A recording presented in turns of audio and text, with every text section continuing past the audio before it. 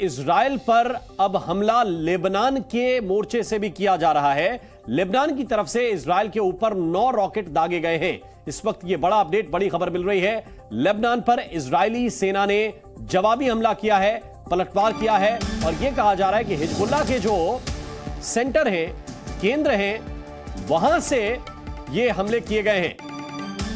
Lebanon से Israel में 9 rocket दागे गए हैं।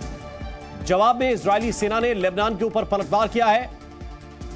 तो हिजबुल्लाह ने हमास का साथ देने की बात कही थी और इसके बाद तो इस वक्त बड़ी खबर आपको बता रहे हैं कि इजराइल की सेना यह दावा कर रही है कि लेबनान की ओर से उसके ऊपर हमला किया गया और 9 रॉकेट जो है वो लेबनान की तरफ से दागे गए हैं, जिसके जवाब में इजरायली सेना ने पलटवार किया है।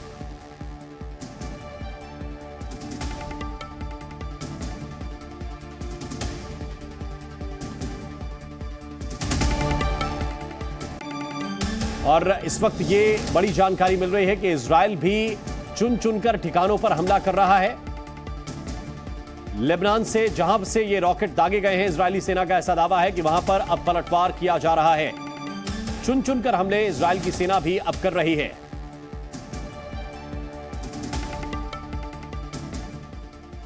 तो एक तरफ गाजा में इजरायली बमबारी कर रहे हैं, तो दूसरी ओर लेबनान में भी उसने मिसाइलें दागनी शुरू कर दी हैं। लेबनान पर मिसाइल अटैक उसे इसलिए करना पड़ा क्योंकि लेबनान की धरती से आतंकी संगठन हिजबुल्लाह ने इजराइल पर रॉकेट से हमला कर दिया। इजराइल और लेबनान की सीमा एक दूसरे से सटी हुई है, लगी हुई है, लेकिन दोनों के बीच दुश्मनी बरसों पुरानी है और इसकी वजह है हमास की तरह ही एक और आतंकी संगठन हिजबुल्लाह।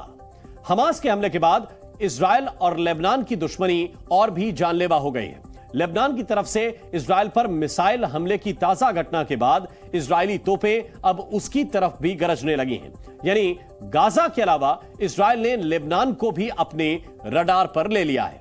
इजराइल की इस जवाबी कार्रवाई में लेबनान में मौजूद हिजबुल्लाह के आतंकियों की तरफ से उत्तरी सीमा पर इजरायली गांव पर हुए हमले के बाद हुई है।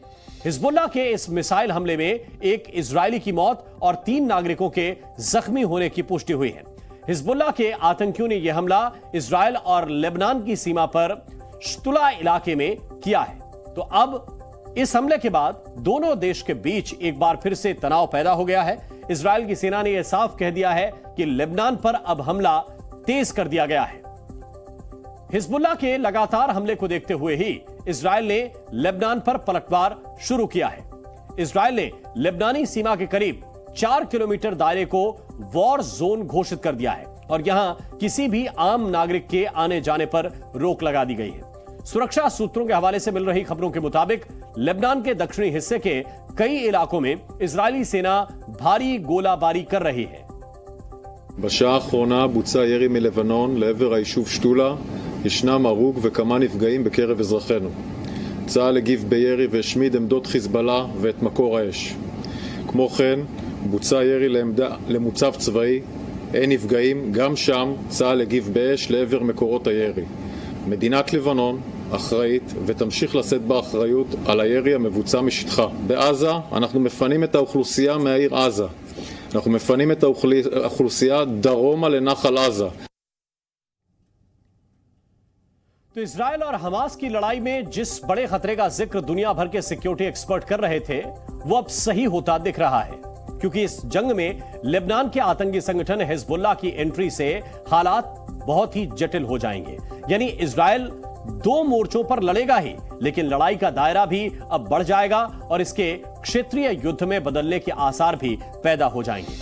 डिफेंस एक्सपर्ट ये कह रहे हैं कि हिजबुल्लाह ने अगर इजराइल के खिलाफ युद्ध का बिगुल फूंक दिया तो ये गेम चेंजर भी साबित हो सकता है, क्योंकि हमास के मुकाबले हिजबुल्लाह न सिर्फ ज्यादा ताकतवर है बल्कि बहुत ही संगठित भी है। हालांकि हिजबुल्लाह को थामने की कोशिशें भी चल रही हैं ताकि इजराइल हमास जंग और जानलेवा बनने से बच जाए या फिर किसी तरह यह जंग जल्द से जल्द थम जाए। तब सवाल यह है कि ऐसे हालात में हिजबुल्लाह क्या करेगा।